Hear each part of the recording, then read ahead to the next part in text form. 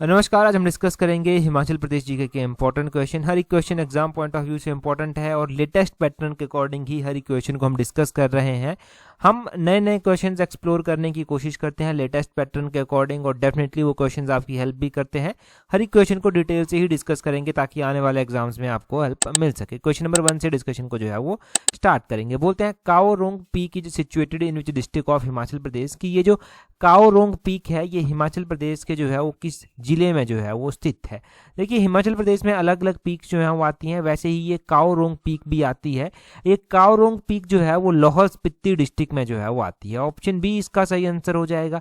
लगभग ये 6221 metre altitude पर जो है वो लाहौल स्पीति डिस्ट्रिक्ट में जो है वो आती है। अगर हम बात करें कि हिमाचल प्रदेश में और भी ऐसी इंपॉर्टेंट पीक्स हैं जिनके बारे में आपको पता होना चाहिए, बिल्कुल बहुत सारी पीक्स हैं हिमाचल प्रदेश में जिनके बारे में आपको पता होना चाहिए। हिमाचल प्रदेश की जो सिल्ला चोटी आती है किन्नौर जिले की, सबसे पहले तो वो पता होनी चाहिए। सिल्ला चोटी जो है वो लगभग 7025 मीटर की ऊंचाई पर जो है वो स्थित है। हम ऐसा करते हैं डिस्ट्रिक्ट वाइज जो है वो हम इंपॉर्टेंट पीक्स को जो है वो कवर करते हैं। तो सबसे पहले हम किन्नौर डिस्ट्रिक्ट को ही कवर कर लेते हैं। सिल्ला चोटी के अलावा जो है वो लियो पारगिल रीक जो है वो आती है। लियो जो रीक पीक आती है ये किन्नौर में आती है, 6791 मीटर की ऊंचाई पर ये आती है। एक जो है वो सिपकी पीक भी जो है वो आती है। सिपकी पीक जो आती है ये भी किन्नौर में आती है। बहुत सारे एस्पिरेंट्स इसको सिपकिला के साथ कंफ्यूज कर देते हैं कि सिपकिला जो आता है ना वो लाहौल स्पीति में आता है। देखिए, जो सिपकिला आप लाहौल स्पीति में पढ़ते हैं वो एक दर्रा आता है जो 4500 मीटर की ऊंचाई पर है, परंतु ये हम सिपकी पीक पढ़ रहे हैं जो 6068 मीटर की ऊंचाई पर जो है वो किन्नौर में स्थित है। किन्नौर में किन्नर कैलाश आता है जो कि 6500 मीटर की ऊंचाई पर स्थित है। किन्नौर में जोरखा डेन पीक भी जो है वो आती है। तो ये मोस्ट इंपॉर्टेंट पीक्स आप किन्नौर की ध्यान रखना। लाहौल स्पीति डिस्ट्रिक्ट भी जो है वो साथ में ही कवर करेंगे। लाहौल स्पीति में कौन कौन सी इंपॉर्टेंट पीक्स जो है वो आती हैं। अगर हम लाहौल स्पीति की बात करें, लाहौल स्पीति में एक तो आती है मुलकिला पीक। ये जो मुलकिला पीक है ये लाहौल स्पीति में 6520 मीटर की ऊंचाई पर जो है वो आती है। यहाँ पर मुलकिला पीक मैं लिख देता हूँ। वैसे ही जो है वो लाहौल स्पीति में मनेरंग पीक जो है वो आती है। मनेरंग पीक आपने ध्यान रखना है एग्जैक्टली जो है वो स्पीति में आती है, 6597 मीटर की ऊंचाई पर जो है वो आती है। लाहौल स्पीति में शिखर बेह पीक जो है वो आती है। कौन सी? शिखर बेह पीक जो है वो लाहौल स्पीति में आती है। ये शिखर बेह पीक लगभग 6200 मीटर की ऊंचाई पर जो है वो आती है। गेफांग पीक भी लाहौल स्पीति में आती है। गेफांग देवता भी हैं यहाँ के। गेफांग पीक जो आती है वो 6400 मीटर की ऊंचाई पर जो है वो आती है लाहौल स्पीति में। लाहौल स्पीति में जो है वो इसके अलावा जो है वो लच्छा लौंगा पीक आती है। श्रृंगला पीक लाहौल स्पीति में आती है। मुरंगला पीक लाहौल स्पीति में आती है। हारंगरन पीक है एक, वो भी जो है वो लाहौल स्पीति में जो है वो आती है। तो इस तरह से ये इंपॉर्टेंट पीक्स आप ध्यान रखना। लाहौल स्पीति की भी ध्यान रखना, किन्नौर की भी ध्यान रखना। नई पीक जो हमने पढ़ी एक काओ रोंग पीक, ये भी इंपॉर्टेंट है। तो ये सब अपने यहाँ से नोट करना है। अगला क्वेश्चन देखिए क्या बोलते हैं। बोलते हैं the estimated tax revenue included central share of the Himachal Pradesh in financial year 2025-26 BE was. तो ये बीई सबसे पहले पता होना चाहिए कि जब हम इकोनॉमिक सर्वे की बात कर रहे हैं लेटेस्ट या फिर कभी इकोनॉमिक सर्वे हम बात करें तो ये बीई जो है वो किसको रिप्रेजेंट जो है वो करता है। बीई रिप्रेजेंट करता है बजट एस्टिमेट को। यहाँ पर ये पूछते हैं कि 2025-26 के जो है वो फाइनेंशियल ईयर में बजट एस्टिमेट के अनुसार हिमाचल प्रदेश का जो अनुमानित राजस्व कर है वो कितना है, टैक्स रेवेन्यू जो है वो कितना है। इसमें जो है वो जो सेंटर के शेयर है उसको भी इंक्लूड किया गया है।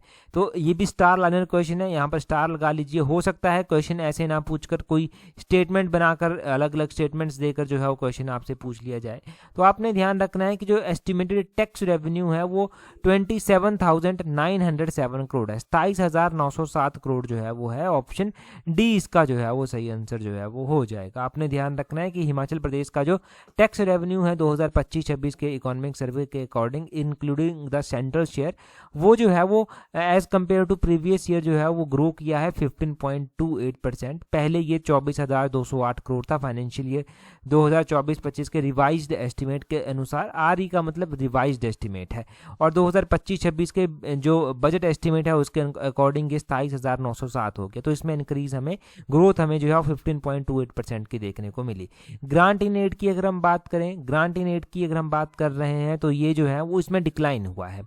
अब हम 2020-21 में देखते तो ग्रांट इन एड जो हिमाचल प्रदेश को मिलती थी वो 17,633 करोड़ मिलती थी, परंतु 2025-26 के बजट एस्टीमेट के अकॉर्डिंग ये कम होकर जो है 10,243 करोड़ जो है वो रह गई है। तो ग्रांट इन एड में जो है वो डिक्लाइन हुआ है, कटौती इसमें हुई है। नॉन टैक्स रेवेन्यू की अगर हम बात करें, जैसे हमने टैक्स रेवेन्यू की बात की, तो नॉन टैक्स रेवेन्यू जो है वो कितना एक्सपेक्टेड है, वो जो है वो 4,193 करोड़ जो है वो एक्सपेक्टेड है 2025-26 के बजट एस्टीमेट के अकॉर्डिंग। ठीक है, तो आपने tax revenue, non tax revenue, grant in aid जो है वो ध्यान रखनी है। टैक्स रेवेन्यू में ग्रोथ कितना हुआ वो भी ध्यान रखना है। यहाँ से कोई सा भी क्वेश्चन क्यों ना पूछे, स्टेटमेंट बनाकर पूछ ले, कैसे भी पूछ ले, आपको डाटा से मतलब होना चाहिए। डाटा याद तो क्वेश्चन सॉल्व, सिंपल, इतना याद रखिए। अगला क्वेश्चन हम देखेंगे हमारे पास क्या पूछा गया है। बोलते हैं Hari Rai temple located in which district of Himachal Pradesh. तो हिमाचल प्रदेश में ये हरि राय टेम्पल जो है वो आता है। हरि राय टेम्पल बोलते हैं ये आता कहाँ पर है, कौन से डिस्ट्रिक्ट में जो है वो आता है, तो ये चंबा डिस्ट्रिक्ट में जो है वो हरि राय टेम्पल जो है वो आता है। जरूरी नहीं कि एग्जामिनर भी आपसे ऐसा ही क्वेश्चन पूछे। एग्जामिनर, आपको पता है कि पेपर जब सेट किया जाता है तो हमेशा यही कोशिश की जाती है कि beyond your imagination, beyond our imagination जो है वो पेपर थोड़ा सा ऐसा सेट किया जाए कि बच्चों को लगे कि थोड़ा सा लेवल पेपर का है। और पब्लिक सर्विस कमीशन हमेशा इस बात पर खरा उतरता है। हरि राय टेम्पल के बारे में डिटेल से ध्यान रखिए कि कौन से आर्किटेक्ट स्टाइल में ये बना हुआ है। तो ये शिखर स्टाइल में जो है वो सबसे पहले बना हुआ है। ठीक है, शिखर स्टाइल में जो है ये बना हुआ है। कहाँ पर स्थित है, चंबा में स्थित है। कौन सी नदी के किनारे जो है वो स्थित है, तो ये जो है वो रावी नदी के किनारे जो है वो स्थित है। रावी महत्वपूर्ण नदी है हिमाचल प्रदेश की, चंबा जिले से होकर गुजरती है। ये चंबा शहर रावी नदी के किनारे है। मिंजर मेला अभी हम पढ़ रहे थे, तो मिंजर मेला जो है वो चौगान से स्टार्ट होता है। चौगान में जो है वो मिंजर मेला होता है। सेकंड संडे ऑफ सावन मंथ को ये स्टार्ट होता है। थर्ड संडे ऑफ सावन मंथ तक जो है ये चलता है। रावी नदी के किनारे ही ये मेला जो है वो होता है। और हरि राय टेम्पल की अगर हम बात कर रहे हैं तो ये शिखर स्टाइल में बना हुआ है, रावी नदी के किनारे स्थित है, चंबा में स्थित है। 11वीं सेंचुरी का ये मंदिर है। ये बनाया गया था चंबा के राजा लक्ष्मण वर्मन के द्वारा। लक्ष्मण वर्मन ने इसको बनाया था। और ये कौन से भगवान को डेडिकेटेड है, तो ये जो है भगवान विष्णु को जो है वो डेडिकेटेड है। यहाँ की जो इमेज थी ना वो एक बार चोरी भी हो गई थी 1971 के करीब, परंतु इसको फिर से जो है ढूंढ लिया गया था और यहीं पर फिर से जो है वो रख दिया गया था। री इंस्टॉल जो है वो इसको यहाँ पर कर दिया गया था 1971 के राउंड ही। ठीक है, तो ये सब आपने मंदिर के बारे में ध्यान रखना है। चंबा में हमारे पास महत्वपूर्ण मंदिर आते हैं। चंबा में 84 मंदिर आते हैं। 84 मंदिर चंबा में जो आते हैं, मतलब ग्रुप ऑफ 84 टेम्पल जो है वो यहाँ पर आते हैं। भरमौर में जो है ये 84 मंदिर आते हैं। लगभग 9वीं सेंचुरी के करीब जो है ये मंदिर बनाए गए थे। चंबा में जो है वो लक्ष्मी नारायण मंदिर आता है जो ग्रुप ऑफ 6 टेम्पल है, मतलब 6 मंदिरों को जो है वो समूह है। ये भी शिखर स्टाइल में जो है वो चंबा में बना हुआ है। चंबा के राजा साहिल वर्मन के द्वारा ये बनवाया गया था। बहुत बार क्वेश्चन पूछा गया कि लक्ष्मी नारायण मंदिर जो है किसने बनवाया था, चंबा के राजा साहिल वर्मन ने ये बनवाया था। चंबा में जो है वो मणिमहेश मंदिर जो है वो आता है। आजकल मणिमहेश यात्रा भी स्टार्ट होगी, तो मणिमहेश टेम्पल जो है वो नगारा आर्किटेक्ट स्टाइल में जो है वो बना हुआ है और ये भरमौर में स्थित है। ये राजा मेरू वर्मन के द्वारा वहां के बनवाया गया था। राजा मेरू वर्मन के द्वारा ही जो है वो लक्षणा देवी टेम्पल भी बनवाया गया था पेंट्रूफ आर्किटेक्ट स्टाइल में, जिसको बनाने की जिम्मेदारी जो है वो एक वहाँ के फेमस आर्किटेक्ट हुआ करते थे उस टाइम के, गुग्गा, उनको जो है वो मेरू वर्मन ने दी थी। मेरू वर्मन ने ही जो है वो शक्ति देवी टेम्पल भी बनाया, जिसको छतराड़ी टेम्पल भी बोलते हैं। छतराड़ी टेम्पल इसको इसलिए बोलते हैं क्योंकि डिस्ट्रिक्ट चंबा के छतराड़ी में ये स्थित है, तो इसलिए इसको छतराड़ी टेम्पल भी बोलते हैं। ये भी पेंट्रूफ आर्किटेक्ट स्टाइल में बना हुआ है, मेरू वर्मन ने ही बनवाया हुआ है और इसको बनाने की जिम्मेदारी भी जो है वो गुग्गा को ही जो है वो दी गई थी, जो फेमस आर्किटेक्ट थे वहाँ के उस टाइम के, उनको जो है वो दी गई थी। तो इतना सब आपने मंदिरों के बारे में ध्यान रखना है। अगला क्वेश्चन देखिए क्या बोलते हैं व्हेन डिड घमंड चंद बिकेम रूलर ऑफ कांगड़ा। तो घमंड चंद फेमस रूलर थे कांगड़ा के। अब ये पूछते हैं कि घमंड चंद जो है वो कांगड़ा के रूलर जो है वो आखिर बने कौन से ईयर थे, कौन से ईयर में इन्होंने जो है वो कांगड़ा की कमान संभाली थी। तो देखिए घमंड चंद जो कांगड़ा के शासक बने थे वो 1751 में जो है वो बने थे। ऑप्शन ए इसका जो है वो सही आंसर हो जाएगा। 1756 में जो है वो घमंड चंद ने जो है वो कांगड़ा का राजपाट जो है वो संभाल लिया था। ये आपने एक इंपॉर्टेंट पॉइंट ध्यान रखना है। घमंड चंद के बारे में इंपॉर्टेंट पॉइंट्स आप ध्यान रखेंगे। जैसे कि आपने अभी देखा कि एक पेपर 1 कंडक्ट किया गया था, वहां पर संसार चंद के बारे में स्टेटमेंट्स बनाकर पूछा गया था। तो हम डिटेल से घमंड चंद के बारे में भी पढ़ेंगे ताकि आपके जो है वो पॉइंट्स क्लियर होंगे, कोई भी क्वेश्चन पूछा जाए तो आप सॉल्व कर पाएं। घमंड चंद राजा बना था तो ये बुद्धिमान हुआ करता था, बड़ा ही वीर हुआ करता था, तो इसके चर्चे भी थे अलग अलग क्षेत्रों में। जब ये राजा बना तो इसने जो है वो सबसे पहले तो एक शक्तिशाली सैन्य दल का जो है वो निर्माण जो है वो कर दिया। अब इसके चर्चा थे, इसने अलग अलग रियासतों के साथ भी जो है वो कईयों के साथ समझौते भी किए, कईयों के पर आक्रमण भी किए, परंतु जब इसकी वीरता के चर्चे जो है वो बड़े दूर तक जाकर पहुंचे तो 1759 में घमंड चंद को जो है वो जलंधर दोआब का जो है, जलंधर दोआब जो है वो क्षेत्र था जो सतलुज और रावी के बीच वाला क्षेत्र था। जलंधर दोआब का जो है वो इसको प्रतिनिधि जो है वो नियुक्त जो है वो कर दिया गया। ठीक है, 1759 की ये बात रही। तो ये जो जलंधर दोआब का इनको जो है वो प्रतिनिधित्व बनाया गया था, या फिर यूं कह लीजिए गवर्नर बनाया गया था, ये किसके द्वारा बनाया गया था? ये अहमद शाह अब्दाली के द्वारा जो है वो बनाया गया था। तो क्वेश्चन पूछने वाला ये पूछ सकता है कि कौन से ईयर में बनाया गया था? 1759 में बनाया गया था। किसके द्वारा बनाया गया था? अहमद शाह अब्दाली ने जो है वो बनाया था। अब देखिए, अहमद शाह अब्दाली के द्वारा इतनी बड़ी रिस्पॉन्सिबिलिटी भी जो है वो दे दी गई थी, और घमंड चंद ने जो है 1761 में ब्यास नदी के किनारे जो है वो टिहरा सुजानपुर के निर्माण में भी जो है वो अपना योगदान जो है वो दिया था, और कहा जाता है कि टिहरा सुजानपुर को इसने अपनी राजधानी भी जो है वो बनाया था। घमंड चंद की जो मृत्यु है वो 1774 में जो है वो घमंड चंद की मृत्यु जो है वो हो जाती है। इसकी मृत्यु के बाद इनके जो पुत्र थे तेग चंद्र, वो जो है वो राजा बने। तेग चंद जो है वो ज्यादा लंबा शासन नहीं कर पाए, लगभग 1 साल के करीब ही जो है उनका शासन रहा। इसके बाद तेग चंद के जो है वो आगे पुत्र हुआ करते थे 3, जिनमें से जो है वो संसार चंद सबसे बड़े हुआ करते थे। तो संसार चंद जो है वो राजा बनते हैं। संसार चंद कौन से ईयर में जो है वो राजा बने थे? तो आपने ध्यान रखना है कि संसार चंद 1775 में जो है वो शासन इन्होंने जो है संभाला था, या फिर यूं कहिए कि 1775 में संसार चंद जो है वो कांगड़ा के राजा जो है वो बने थे। अब 1775 में ये कांगड़ा के जो है वो राजा बने थे, तो आपने एक और बात ध्यान रखनी है कि जब ये सिर्फ 10 वर्ष के हुआ करते थे तब इन्होंने कांगड़ा की राजगद्दी जो है वो संभाल ली थी। और उस टाइम कांगड़ा का किला जो है वो मुगलों के अधीन हुआ करता था, सैफ अली खान के अधिकार में जो है वो हुआ करता था। परंतु इन्होंने जो है वो संसार चंद ने जो है वो सिखों के साथ, जय सिंह कन्हैया के साथ जो है वो समझौता किया, उनकी सहायता ली और अपना किला फिर से वापस ले लिया। अपना जो इनके एक्वायर्ड क्षेत्र थे वो इन्होंने वापस जो है वो ले लिए थे।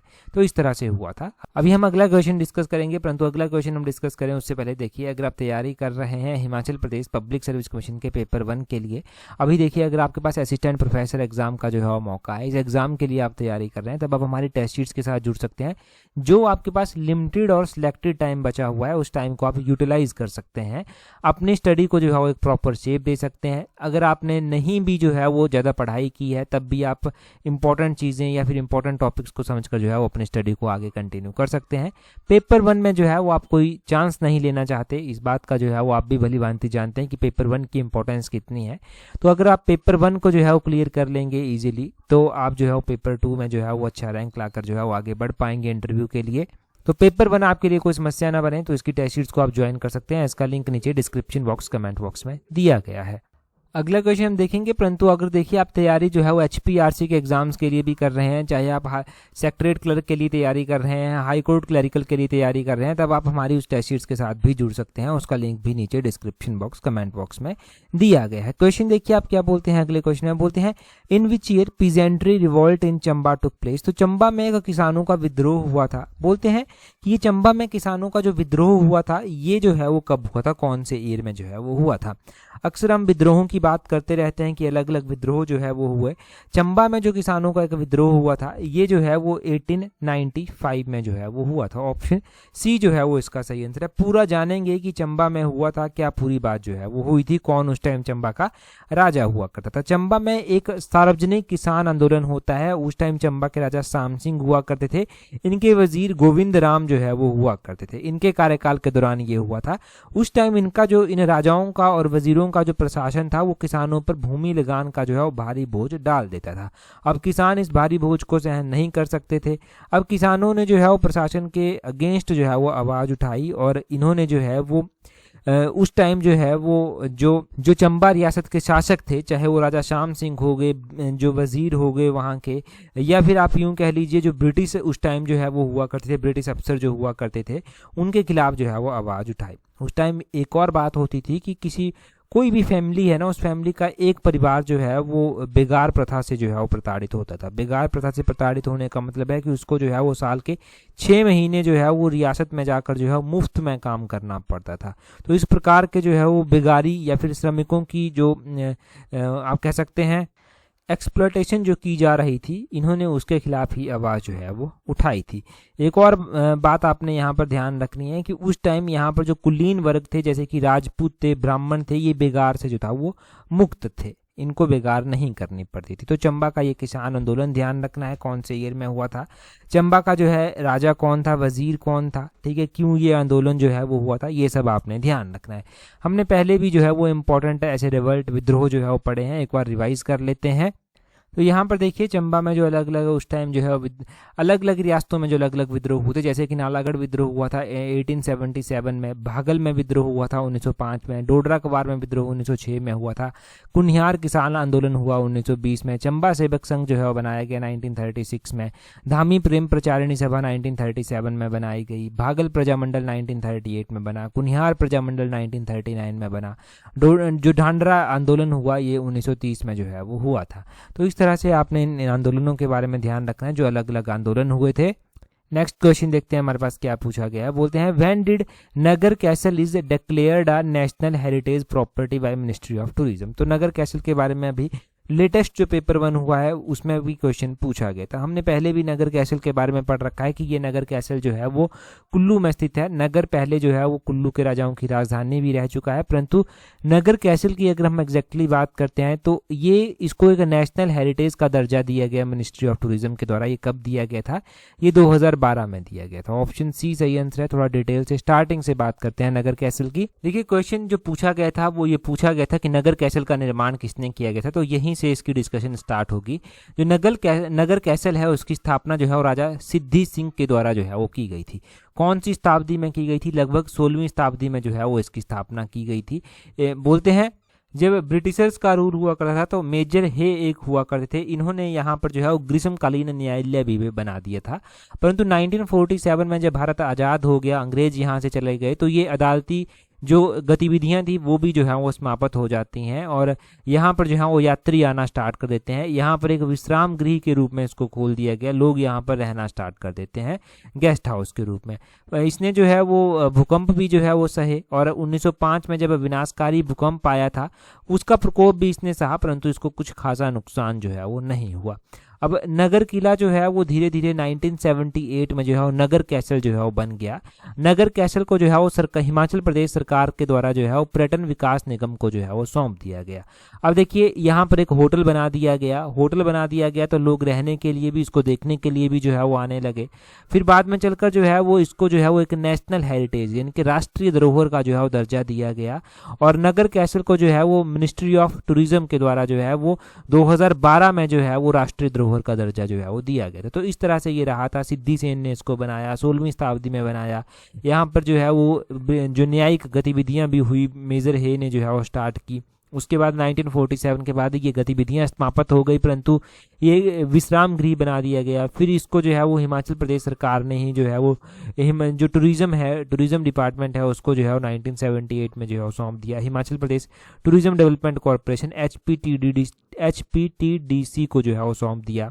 बाद में चलकर मिनिस्ट्री ऑफ टूरिज्म ने भी जो है वो इसको मान्यता दी। नगर है ना, नगर रियासत हुआ करती थी, रियासत नहीं राजधानी जो हुआ करती थी कुल्लू की, लगभग 1460 वर्षों तक ये कुल्लू की जो है वो राजधानी रही थी नगर, ये ध्यान रखना।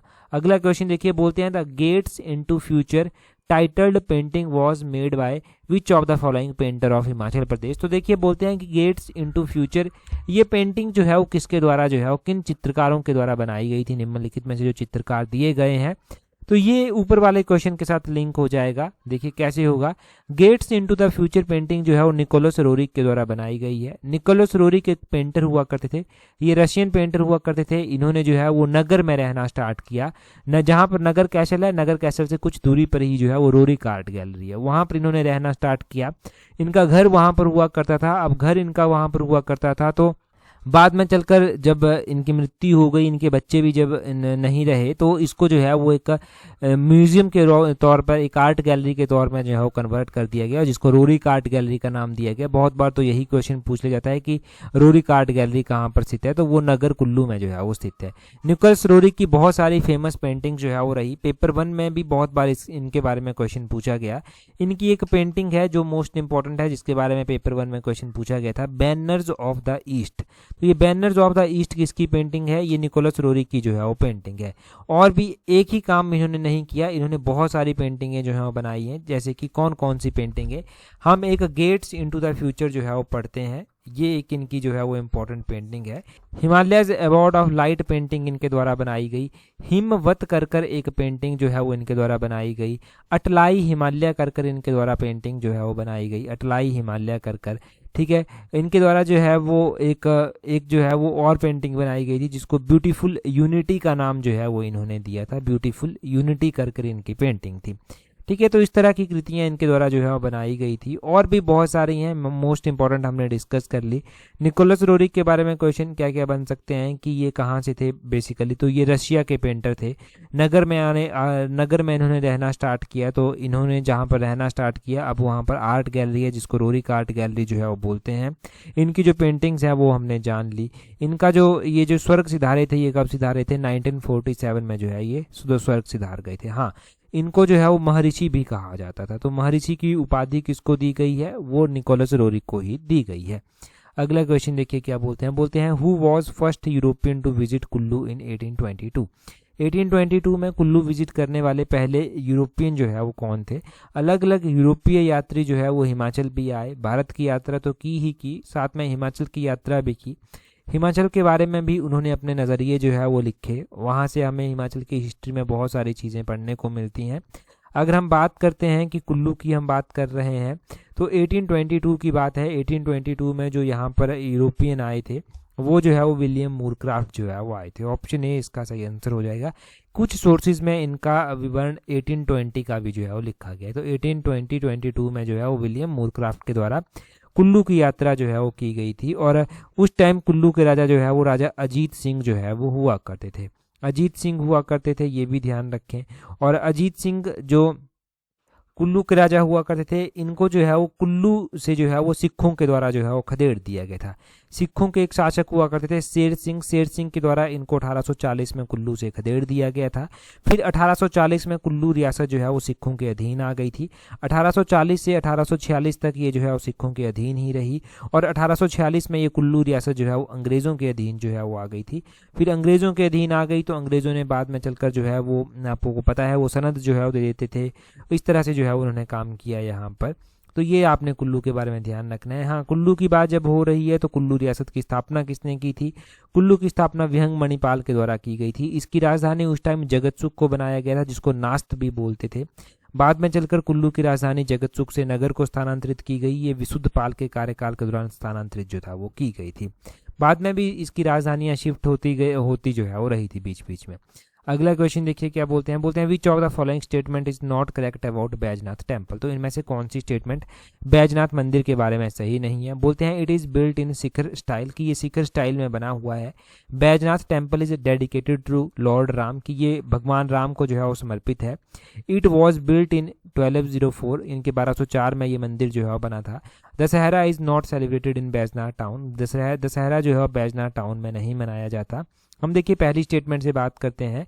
ये जो बैजनाथ मंदिर है, जो ये बैजनाथ डिस्ट्रिक्ट कांगड़ा में जो है वो आता है, और ये शिखर स्टाइल में ही बना हुआ है।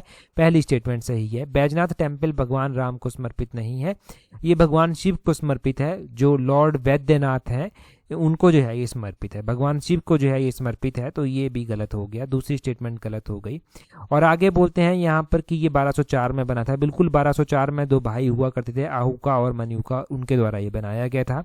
दशहरा यहाँ पर नहीं मनाया जाता बैजनाथ टाउन में। कहा जाता है कि जब रावण भगवान शिव की जो है वो मूर्ति स्थापित करने जा रहा था, तब उसने यहाँ पर जो है वो थोड़ी देर के लिए वो रुका था और यहीं पर मूर्ति स्थापित हो गई थी, और उसी के सम्मान में ये नहीं मनाया जाता दशहरा फिर यहाँ पर। ठीक है, तो ये लोकमान्य कथाएं हमारे पास जो है वो हैं इस तरह की। ठीक है, तो ये बैजनाथ के बारे में पता चल गया आपको। इस बैजनाथ टेम्पल के बारे में आपने एक और बात ध्यान रखनी है कि 19वीं शताब्दी के आसपास संसार चंद ने जो है वो इसको रेनोवेट करने के लिए जो है वो कहा था। तो ये रेनोवेट भी संसार चंद के कार्यकाल के दौरान किया गया था। बैजनाथ जो रियासत है, बैजनाथ का पुराना नाम जो है वो किरग्राम हुआ करता था। तो किरग्राम इसका पुराना नाम भी ध्यान रखें। तो इतना सब पता चला यहाँ से। अगला क्वेश्चन देखिए क्या बोलते हैं। अगले क्वेश्चन में बोलते हैं which of the following statement about the Bakyang dance of Himachal Pradesh is correct. तो बाक्यांग डांस के बारे में कौन सी स्टेटमेंट करेक्ट है। एक तो पेपर में जब ऐसे क्वेश्चन पूछे जाते हैं ना कि कौन सी स्टेटमेंट करेक्ट है कौन सी इनकरेक्ट है, तो उसको अच्छे से पढ़ना है, क्योंकि कई बार इनकरेक्ट दिया गया होता है, कई बार करेक्ट दिया गया होता है, और उसी के चक्कर में क्वेश्चन गलत भी कई बार हो जाता है। तो यहाँ पर दिया गया है करेक्ट स्टेटमेंट कौन सी है। अच्छा, इस क्वेश्चन को हम डिटेल से डिस्कस करते हैं, परंतु अगर आप तैयारी जो है वो कर रहे हैं अपने अपकमिंग HPRC के किसी भी एग्जाम के लिए और आपको जनरल अवेयरनेस के सेक्शन में दिक्कत आ रही है, तो आप HPRC की जनरल अवेयरनेस टेस्ट सीरीज के साथ जुड़ सकते हैं, जिसका लिंक नीचे डिस्क्रिप्शन बॉक्स में भी दिया गया है, कमेंट बॉक्स में भी इसका लिंक जो है वो दिया गया है। साथ में ही अगर आप तैयारी जो है वो कर रहे हैं अपने अपकमिंग HPRC के junior office assistant IT exam के लिए, तो JOA IT एग्जाम के लिए जो है वो आप हमारी टेस्ट सीरीज के साथ जुड़ सकते हैं। ऑफिशियल सिलेबस के अकॉर्डिंग आप टेस्ट सीरीज प्रैक्टिस कर सकते हैं। इस टेस्ट सीरीज का लिंक नीचे डिस्क्रिप्शन बॉक्स कमेंट बॉक्स में दिया गया है। पटवारी पंचायत सेक्रेटरी की टेस्ट सीरीज अगर आप ज्वाइन करना चाहते हैं, एक ही स्लॉट से इन दोनों एग्जाम की तैयारी आप कर पाएंगे। इसकी टेस्ट सीरीज का लिंक भी नीचे डिस्क्रिप्शन बॉक्स में है, कमेंट बॉक्स में दिया गया है। अगला क्वेश्चन देखिए बाक्यांग डांस के बारे में। बोलते हैं बाक्यांग मीन्स सॉन्ग और प्रेयर्स ऑफ बुद्धा। कि बाक्यांग का मतलब ही होता है कि सॉन्ग और प्रेयर जो भगवान बुद्ध को जो है समर्पित होती हैं। या फिर बोलते हैं this is mostly performed by women, कि ये महिलाओं के द्वारा ज़्यादा परफॉर्म किया जाता है। या फिर this is mostly performed by young girls, की यंग गर्ल्स के द्वारा ये परफॉर्म किया जाता है। या फिर ये एक मास्क्ड डांस है जो परफॉर्म किया जाता है चंबा और किन्नौर डिस्ट्रिक्ट में। देखिए बाक्यांग की बात करते हैं तो ये सिर्फ किन्नौर में परफॉर्म किया जाता है, चौथी स्टेटमेंट गलत है। ये यंग गर्ल्स के द्वारा परफॉर्म नहीं किया जाता, ये महिलाओं के द्वारा परफॉर्म किया जाता है। तो ऑप्शन बी इसका सही आंसर हो जाएगा। ठीक है, हमें करेक्ट स्टेटमेंट बतानी थी तो हमें करेक्ट स्टेटमेंट पता चल गई है। हमें ऑप्शन बी का पता चल गया कि ये जो है वो करेक्ट स्टेटमेंट यहाँ पर दी गई है। हमने पढ़ा है कि बाक्यांग हो गया, बयांगचू हो गया, कयांग हो गया, इस तरह के डांस जो है वो किन्नौर में परफॉर्म जो है वो किए जाते हैं। तो ये किन्नौर के डांसेस आपने ध्यान रखने हैं कि किन्नौर में किस तरह के डांसेस परफॉर्म होते हैं।